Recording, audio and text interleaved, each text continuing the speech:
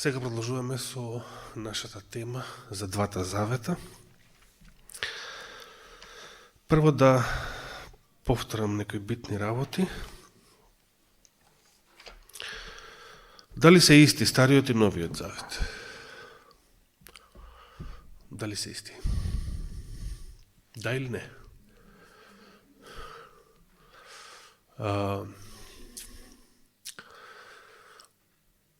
Кои разлики ни доаѓаат на ум?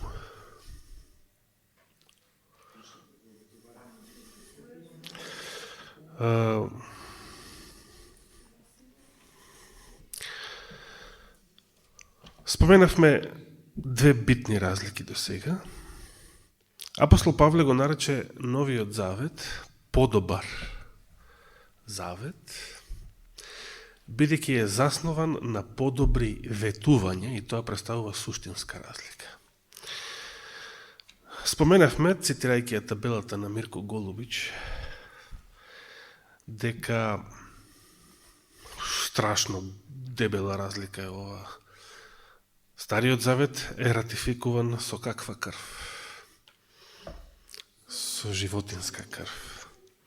А Новиот завет, зборовите Христови, што ги читаме на секоја света вечера, ова е мојата крв на Новиот завет, која се пролева за мнозина, за простување на гревовите.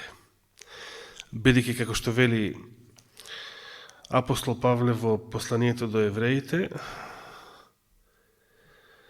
9 глава, зашто ако со крвта на јунче, 13 стих, например, и јарец, и пепелта од јуница преку попрскување, ги осветуваат осквернетите за очистување на телото, значи само за церемонијално очистување служела таа животинска крв, тогаш колку ли повеќе крвта на Христос, кој преку Светиот Дух се принесе себе на Бога непорочен, ќе ја очисти совеста наша од мртви дела, за да му служиме на живиот Бог. Значи, животинската крв само за церемонијално очистување. Христовата крв за очистување на совеста, значи целосно очистување на човекот од сите негови гревови. И понатаму дискутирајќи за заветот и крвта, 18 стих од 9 глава во Евреите, поради тоа ни првиот завет не беше утврден без крв, зашто Мојсей, откако ги прочита сите заповеди од законот пред сиот народ, зеде каква крв? Вели, зеде крв телешка и јарешка, со вода и со црвена волна и со исоп, ја пороси како самата книга, така и сиот народ, велејки, ова е крвта на заветот, што ви го одреди Бог. Исто така со крв ги попрска и светилиштето, и сите садови за служење на Бога. 22 стих. И речи си, се според законот со крв се очистуваше, и без пролевање крв нема проштевање. И ако се сетиме на денешната проповед на брат Борче, со каква крв влегувал во самото светилиште над поклопецот на милоста еврејскиот првосвещеник секоја година. Со каква крв влегувал за да врши помирување во светињата на светињите. Со јарешката крв. Но дали со таква крв на вистина биле очистувани гревовите? Дали со животинска крв на вистина биле очистувани гревовите?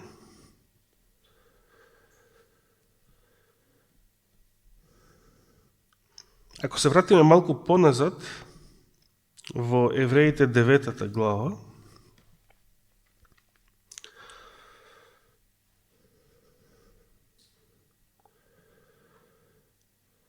ќе видиме дека апостол Павле на самиот почеток од главата ги кажува овие зборови. Така и во првиот завет имаше уредби за богослужение и земно светилиште. Значи, земното светилиште и сите уредби за богослужението во него припаѓаат на кој завет? Земното светилиште и сите уредби за богослужение во него. На првиот завет, вели тука. А првиот завет беше Стариот завет. Бидејќи мината сабота цитиравме од 8 глава, каде што вели дека штом Господ најавил преку Јеремија нов завет, тогаш првиот го направил стар. А што е старо или остарено, близо е до исчезнување.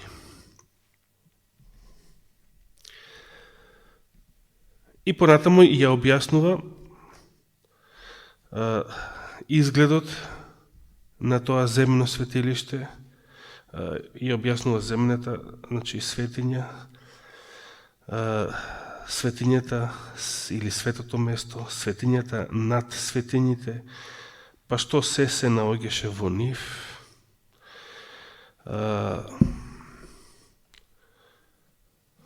сета служба што се вршеше во нив, во кратки црти. И сето тоа во 10 стих од 9 глава, за целата таа служба, за целото тоа богослужение во старозаветното светилиште, во 10 стих, вели дека сите тие уредби се состојат само од јадења и пиења и разни миења и телесни обреди, установени до времето кога сето ова ќе се исправи, вели овој превод. Во 9 глава од Евреите, 10 стих. И сега 11. Но Христос, кога стана првосвещеник на идните добра, со поголемо и со посовршено светилиште, неракотворено, односно не онакво какво што се прави на земјата. Се сетивме со овие зборови и на Павловиот аргумент од претходната 8 глава, дека Исус Христос е првосвещеник на кој завет? На новиот. А во според Стариот завет, дали можел да биде првосвещеник? Не можел да биде ниту обичен свещеник. Зошто? Бидејќи сите тие требало да бидат левити, потомци од левитското племе. Значи, драстична разлика. Во Стариот завет имате земски свештеници и земски првосвещеници, почнувајќи од Аарон, Мојсеевиот брат, па потоа неговите синови и така натаму, до Кајафа. Во Новиот завет имате каков првосвещеник? Да, само Исуса Христа го имате како единствен првосвещеник. И тоа, каков е тој првосвещеник во однос на старозаветните свештеници и првосвещеници. Ако се вратиме во 7 глава од Евреите, да, прво го погодивте 26 стих, каде што апостол Павле вели: таков првосвещеник и ни требаше, свет, непорочен, неосквернет, одвоен од грешниците и возвишен над небесата. Кој нема потреба, како и другите првосвещеници, значи левитските, секојдневно да принесува жртва прво за гревовите своји, а потоа и за оние на народот, бидејќи тој го изврши тоа еднаш за секогаш, откако сам себе си се принесе како жртва. Зашто законот за првосвещеници поставува луѓе што се немоќни, значи слаби, смртни, грешни. А словото на клетвата, што е по законот, вели овој превод, што е посилно од законот, над законот, за првосвещеник го поставува синот, кој што е вечно совршен.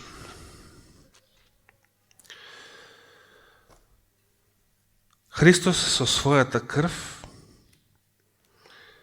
со својата жртва, која што ја принел еднаш за секогаш,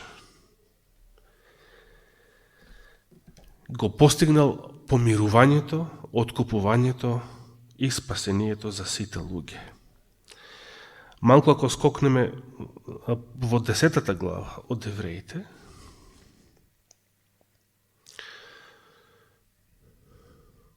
во 4 стих, апостол Павле дава одговор на прашањето што го поставивме предходно.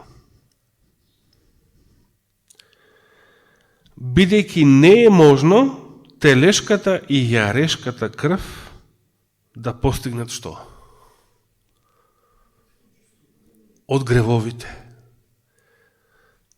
Значи, вие, во Стариот Завет, првосвещеникот на Јом Кипур, на тој страшен голем ден на помирување, еднаш во годината влегувал во светињата на светињите, за да тој поклопец на милоста, тој престол на милоста, го попрска со каква крв? Јарешка и телешка. Меѓутоа, таа јарешка и телешка крв не може да ги прости гревовите. Па тогаш зашто ги принесувале? Токму така, тоа е само предслика на вистинската крв, која што единствено може да ги очисти гревовите.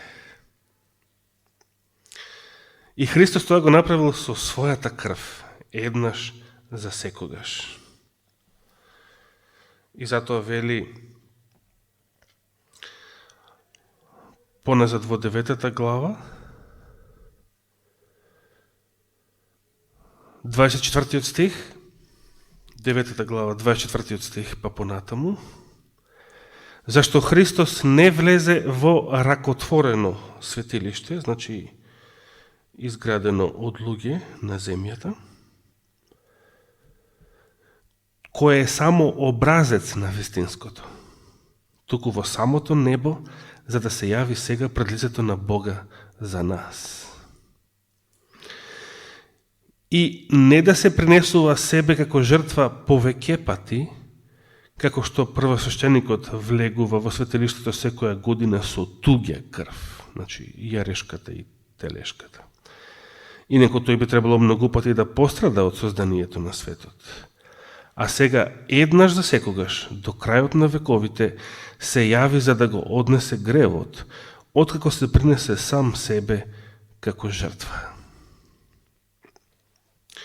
Во 28 стих вели, а и 27, и како што им е на луѓето определено да умрат еднаш, а потоа суд, така и Христос, откако еднаш се принесе самиот себе како жртва, за да ги однесе или испере или очисти гревовите на мнозина, втор пат ќе им се јави не веќе како жртва за грев на оние што го очекуваат, туку за нивно спасение. И на многу места, и во Евреите 1 глава 3 стих, се повторува вестината дека Христос со својата една единствена жртва ги очисти нашите гревови. И потоа се вознесе и седна од десната страна на величието на небесата, Значи во небесното светилиште, на Господовиот престол, на престолот на својот Отец, кај што, како што вели самиот и во Откровението. И е посредник на тој нов завет. И е првосвещеник на тој нов завет. Првосвещениците и свещениците на Стариот завет биле по чинот Ааронов, бидејќи Аарон е нивниот првосвещеник. Назначен според законот, значи по Божија заповед за уредбите на Старозаветното светилиште и на целата негова служба. Тогаш по кој чин е Христос првосвещеник на Новиот завет, што не можел по Ааронова линија, не можел да биде ниту свещеник, не бил квалификуван. Значи, видите како апостол Павле тврди нешто многу драстично. Во Стариот завет Христос не бил квалификуван, не ни можел да биде свещеник, обичен свещеник, а камоли првосвещеник. А тој е сепак првосвещеникот на Новиот завет. Колку драстична разлика. Ако се вратиме повторно во 7 глава, да видиме како апостол Павле ја објаснува оваа тема, ја развива оваа тема за Христовото првосвещенство. По кој чин станал Христос првосвещеник на Новиот завет? На Мелхиседек, точно. На кралот свещеник, како што во превод значи неговото име. Мелхиседек живееше во кое време? Во времето на Авраам. Мелхиседек беше цар Салимски, значи цар на Јерусалим. Мелхиседек беше и свещеник на Севишниот Бог. Сето тоа го пишува во Битие 14 глава. И во првиот дел од 7 глава до евреите, апостол Павле ја развива темата за Мелхиседек. Кој бил, што бил. Зошто не се појавува некој негов родослов, зашто е наведен како да е без потекло, без татко, без мајка, без род. Немаше ниту почеток на дните, ниту крај на животот, за да биде подобен на Синот Божи, кој што е таков во суштина, во своето божествено потекло. Кој што нема земски татковци, па да биде потомок на некоја лоза или на некој родослов, како што биле левитите, потомци на Леви и првосвещениците, потомци на Аарон, еден конкретен левит во Старозаветното светилиште. Понатаму апостол Павле објаснува зашто Мелхиседек е поголем дури и од нашиот татко Авраам, и тоа го докажува со тоа што Авраам нам овој Мелхиседек му платил 10 од сето тоа што го освоил во битката со царевите од Месопотамија, кога го ослободували својот внук Лот од нивното заробеништво. Што значи Мелхиседек е поголем од Авраам? Ако Мелхиседек е поголем од Авраам, а Авраам е поголем од своите потомци, Исак, Јаков, значи од сите израелци, значи и од сите левити, бихки левитите се само од еден Јаковов син, од Леви. Значи, сите левити, сите првосвещеници старозаветни се што? Се помали од Мелхиседек. По значење. Ниту еден, ако го читате целиот Стар Завет, ниту еден свещеник по чинот Ааронов не смеел да биде цар. И немало таков случај. И на многу места ниту еден цар, а имало такви кои што сакале, и Саул првиот, и Јеровоам, и царот Озија, кој што Господ го удри со лепра во времето на пророкот Амос. ниту еден цар не смел да биде свештеник. Значи, во Стариот Завет Господ строго ги разграничил, многу строго ги разграничил царството, политичката власт и свештенството. Да, буквално. Но Мелхиседек беше и цар, и свештеник. Во неговата личност, овие две функции беа соединети. Што значи Мелхиседек е поголем од сите старозаветни и цареви и свештеници. Бидејќи тој самиот беше и цар и свештеник. Зошто? Затоа што како таков е подобен на Синот Божи. Бидејќи во Новиот Завет Христос е свештеник, да, е првосвештеник, да, на Новиот Завет и е цар. Цар над царевите и господар над господарите, крунисан во небесното светилиште, во светињата над светињите на денот Педесетница, кога и го испратил Светиот Дух на својата црква, на своите ученици, собрани во горната соба во Ерусалим. И сега, мејата Савота постави прашање, дали Аврам живеел во Стариот Завет? Не. Зошто е така? Кажавме и тогаш, ќе кажеме повторно. Но, видите интересна работа. По битката со царевите во Месопотамија, Битие 14 глава, ако отворите да читате, Мелхиседек изнесе што? Дали изнел некој животно за курбан? Не. Изнесе лепи вино. Што е тоа, старозаветно или новозаветно? Го цитиравме Христа, како и на секоја света вечера, како минатата сабота последен пат. Ова е чашата, крвта моја, подигајќи ја чашата, им рече на учениците, ова е крвта моја на Новиот Завет. Мелхиседек изнесе лепи вино. Колку е тоа новозаветно. И продолжувајќи ја својата дискусија околу Мелхиседек,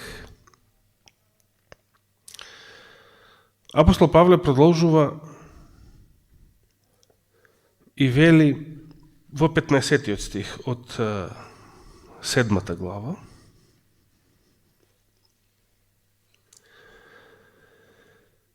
и уште појасно станува тоа кога се воздига слично на Мелхиседек друг свештеник.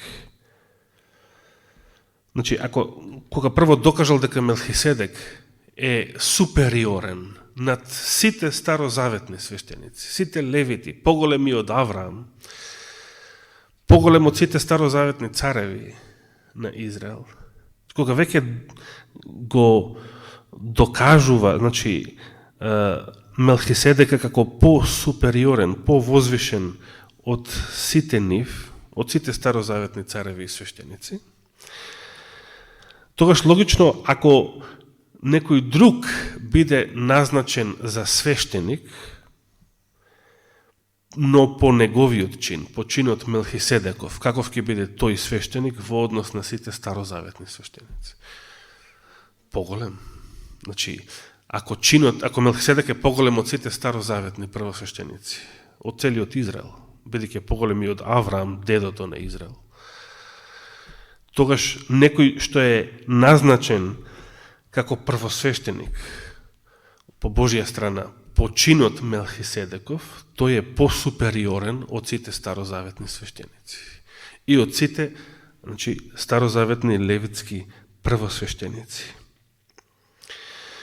И сега продолжува и вели 16 стих, кој станал таков не по силата на телесна заповед, туку по силата на вечниот живот. Што значи се ова? И сега го цитира 110 псалм, 4 стих. Зашто се посведочи, таму псалмистот напиша, му рече Господ на мојот Господ, така, во контекст на тие Давидови зборови. Меѓу другото, ти си вечен свештеник по чинот чив, Мелхиседеков. По чинот на Мелхиседек. Каков свештеник? Вечен. Еве и Христовата супериорност. И понатаму вели, например, ако скокнеме 19 стих, зашто законот ништо не доведува до совршенство. Законот може да ве усоврши? Не. Законот може само да ве осуди. Законот е совршено огледало за мојата состојба, но не е никаква помош, како што огледалото не може да ме избања, да ме измие, да ме очисти. Тоа го може сапунот, сунгерот, значи други средства.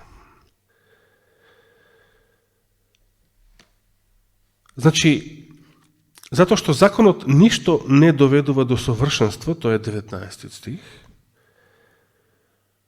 понатаму вели, а се воведе подобра надеж преку која се приближуваме до Бога. Која е таа подобра надеж? Значи, замислите Стар Завет. Неодамна, ако се сеќавате, беше споменато од ова место, дека Стариот Завет беше многу скапа религија. Да, тоа на времето го кажуваше брат Благоја, покоен. Стариот Завет беше многу скапа религија. Требаше да плаќате, од вашите стада да плаќате. За жртва за грев, за жртва сепаленица, за жртва благодарница. Требаше да плаќате и за да ви биде простено, требаше да плаќате. Во јагне, јаре, тоа не е мала работа, не е ефтина работа. Да. Секаде кај што беше лажната религија, секаде каде што постоеше оправдание со дела и со пари, и тоа беше многу поскапа религија и од старозаветната. Но, ајде да го ставиме финансискиот аспект, материјалниот аспект на страна. Апостол Павле зборува за подобра надеж, кога зборува за подобриот, значи за новиот завет.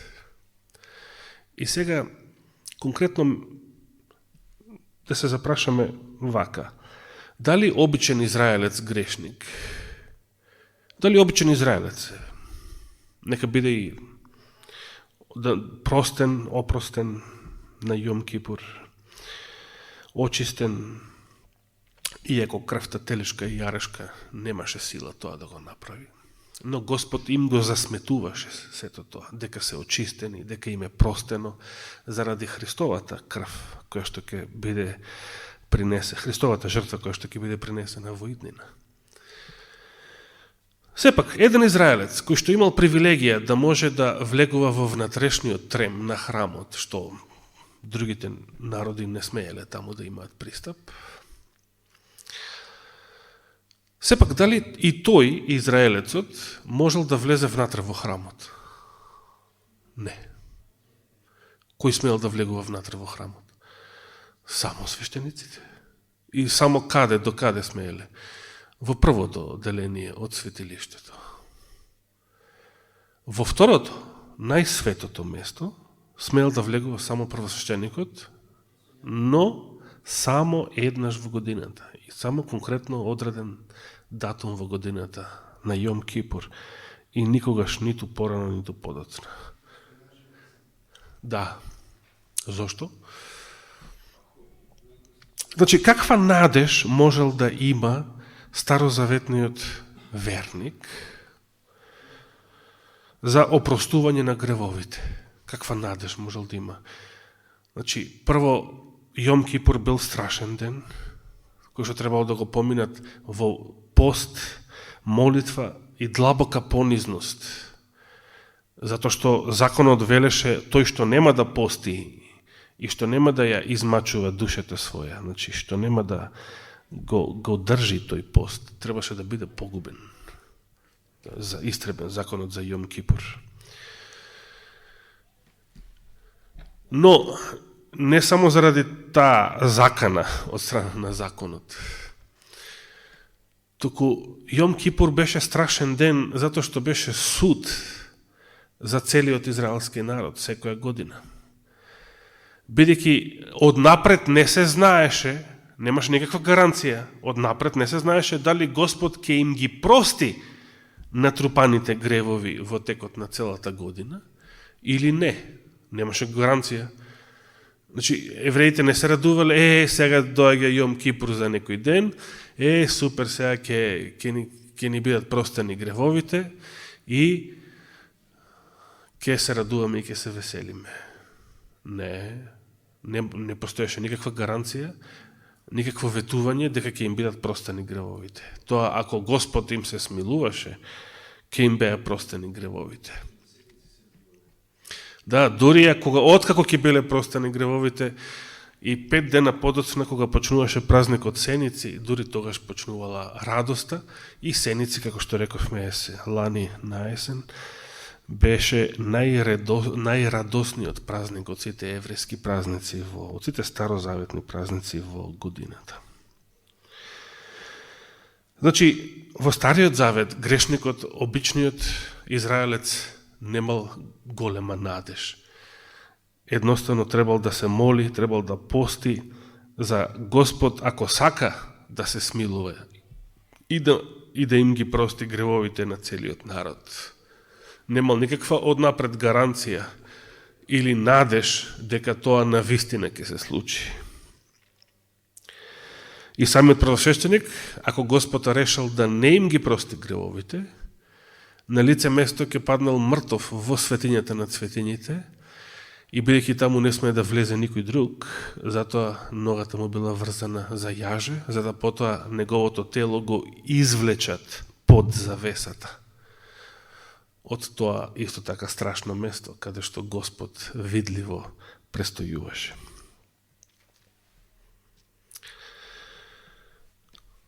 И сега се воведе подобра надеж, преку која се приближуваме до Бога.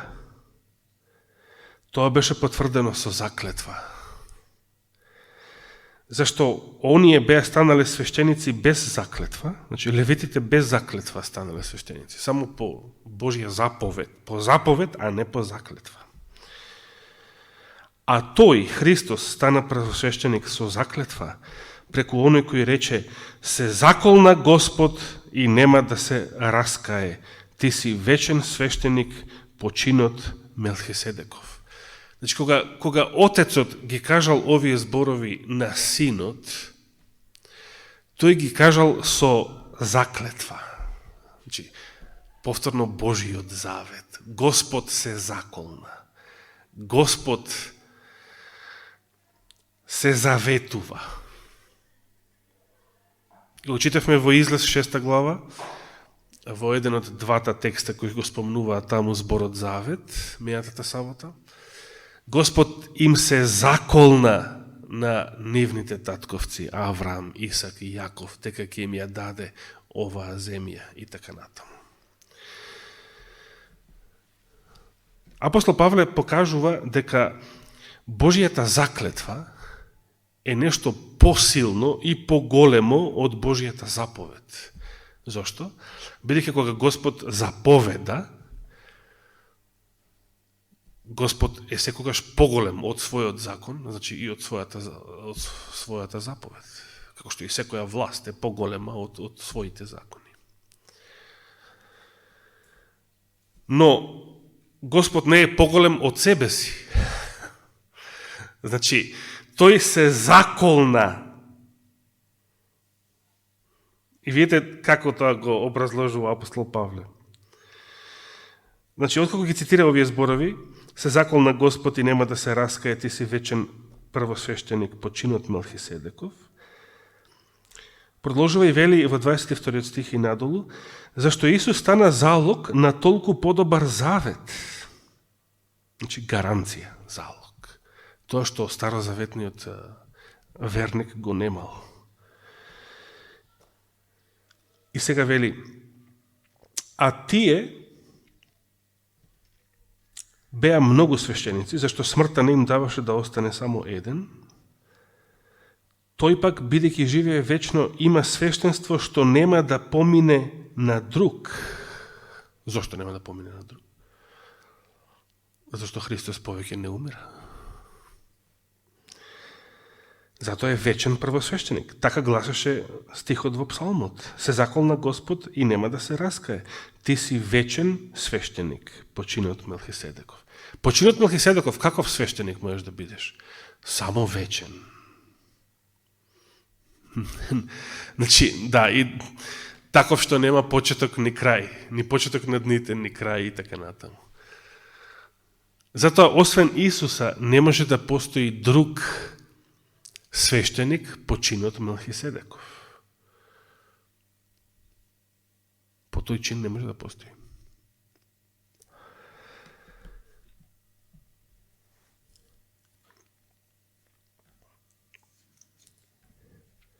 Да продолжиме до крајот на главата.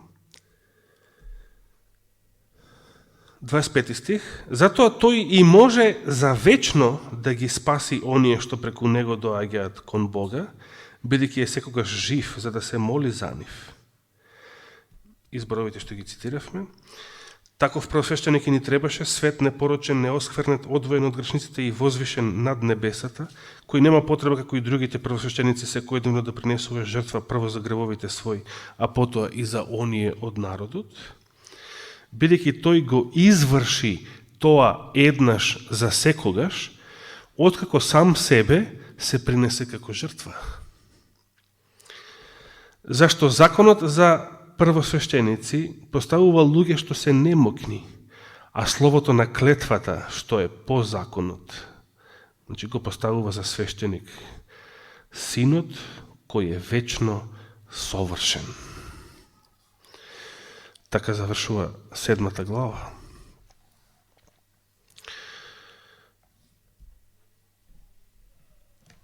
Страшни разлики, страшно големи разлики помеѓу Стариот и Новиот Завет. Моравме да ги напоменеме и овие теми. Значи, Првиот Завет имаше земно светилиште со слаби, грешни и смртни свештеници и првосвештеници, со животинска крв, кои што не може само и по себе да го очистат гревот и да не ги простат гревовите. Стариот Завет, Новиот Завет има небесно светилиште и небесен вечен првосвещеник, кој што е совршен, свет, непорочен, безгрешен и така натаму.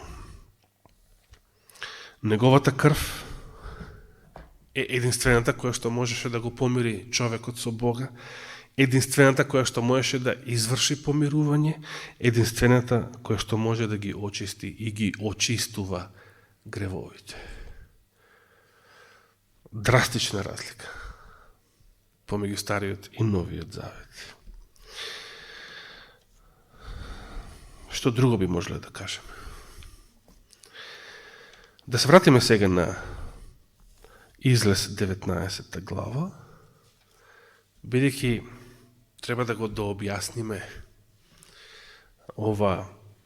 оној прв аргумент на апостол Павле, она прва разлика, што тој ја наведува како основна разлика меѓу Стариот и Новиот Завет, а тоа е дека Новиот Завет беше, според Евреите 8 глава, заснован на подобри ветувања. Рековме дека тоа подобро ветување е Божиото ветување, уште при најавата на Новиот Завет. Ете, доаѓаат дни, вели Господ, кога со домот Јудин и домот Израелов ќе склопам нов завет. Да се подсетиме, не таков, како со нивните татковци, кога ги изведов од земјата египетска, значи не како Синајскиот завет, просто речено, а каков, еве го заветот што ќе го случам со нив по оние дни. Кој е заветот? Ќе ги напишам моите закони во нивните срца.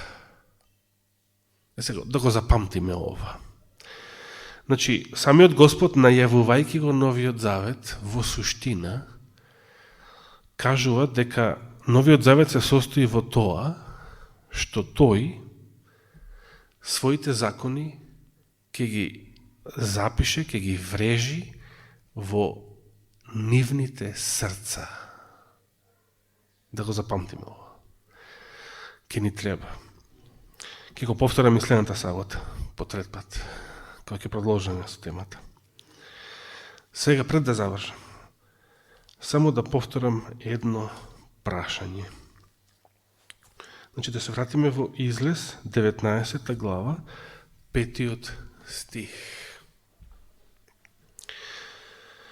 Господ, значи, им вели на израелците, вели на Мојсе, ето ќе ги пренесе тие зборови до народот, откако овие стигнале на подножието на планината Синај и се улогориле таму во 3-тиот месец од излезот, од екзодусот, од ослободувањето од Египет. И сега само зборовите од 5-тиот стих и 6-тиот. Па сега, значи видовте што им направив на египтјаните и така натаму и така натаму. Па сега, ако го слушате гласот мој и го пазите заветот мој, ќе ми бидете избран народ меѓу сите народи, зашто моја е целата земја. И вие ќе ми бидете царство на свещеници и свет народ. Тоа се зборовите што ќе им ги кажеш на синовите израелски. Прашањето беше, на кој завет мислел Господ, кога рекол во 5-тиот стих, ако го слушате гласот мој и го пазите заветот мој. Тоа беше прашањето. На кој завет мисли Господ? Како?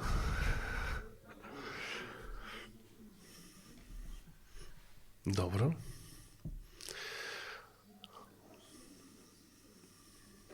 Сте согласни сите со таков одговор? Што ако некој ви рече, па тогаш не постоел ниту Новиот Завет? Нели Новиот Завет е најавен во Еремија за некои идни денови. Нели, точно е и тоа што го рече Вагонер, дека тука Господ мисли на оној завет кој што веќе бил во сила. Заветот со Авраам, точно, или Аврамовиот завет.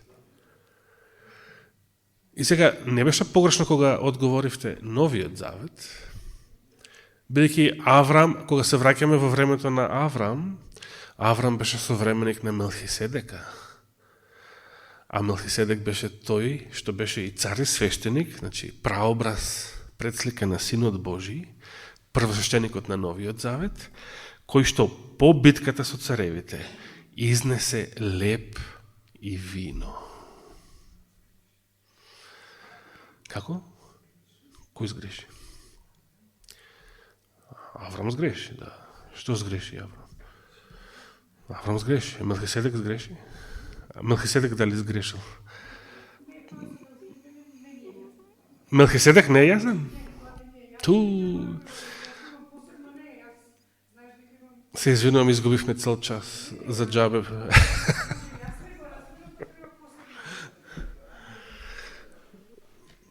Знаеш, ке се задржиме на оваа тема, колку год саботи, да. Ке ви дадам слобода да поставувате прашања. И ако нешто не се согласувате, или ви е чудно, или ви е спорно, или имате приговор, слободно ке ви дадам збор да прашате.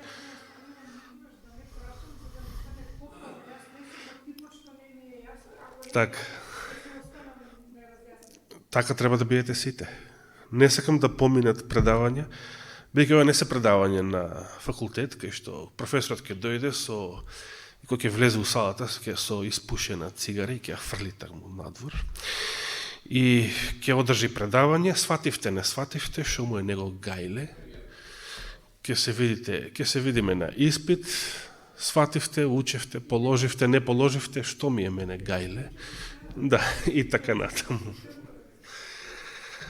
Нека даде Господ живот и здравие, благослов, слобода и мир, и ќе продолжиме со проучување на оваа тема следната сабота наутро. Овој пат ќе биде наутро. Нека му е фала и слава на Господа. Амин. Оче наш, ти благодариме за Твојата голема жртва, ти благодариме за сето оно што ти си го иницирал за нашето спасение. Бидејќи без Тебе, без Христовиот подвиг, без Неговото откупување, без Неговата жртва, без Неговите страдања, без Неговото совршенство, без Неговата безгрешност наспроти сите искушенија низ кои што поминал, ние немаше да имаме никакви шанси. Ние немаше да имаме никаква надеж. И затоа ти благодариме, Господи, и нашата благодарност никогаш не може да биде многу голема, доволно голема. Ни сета вечност ќе ти благодариме. Ти благодариме, Господи, за мирот и слободата што се уште го имаме. Не знаеме, слушаме најави за многу поголеми неволи што треба да престојат од сите досега во времето на корона кризата, во изминативе година и пол. Нека биде Твојата волја, те молиме на секој ден од нас да ни дадеш сила, храброст, цврста вера и надеж и решеност секогаш да ти бидеме верни во овие последни денови, во ова последно време. Води не и чувај не во новата седмица. За сето тоа те молиме и сето тоа ти благодариме во Христово име. Амин.